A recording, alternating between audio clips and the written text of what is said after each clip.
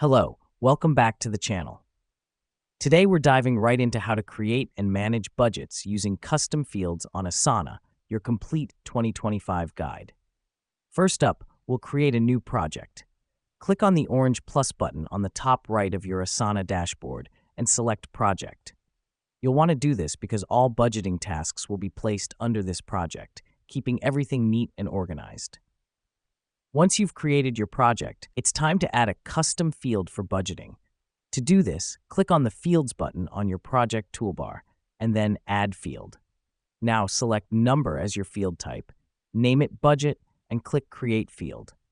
The reason we do this is to have a specific place to enter and track your budget numbers for individual tasks within your project. Now that we've done that, let's assign budgets to our tasks. Open a task. Find the budget field you just created and enter your budget number there. Repeat this for all tasks in your project. This will help you keep track of your budget at a task level, providing detailed insight into your spending.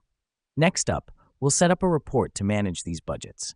Go to the sidebar and click on Reports, then Create New Report. Choose Tasks in a specific project, select your project, then add a filter for the budget field. This helps us because a report gives us a summarized view of our budgeting across all tasks, making it easier to manage and control our spending.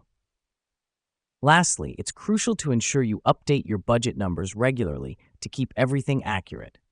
Open each task and update the budget field as needed. This is important because it ensures that your report reflects the most current and accurate information, helping you make informed decisions about your project's finances. And there you have it. You've just learned how to create and manage budgets using custom fields on Asana.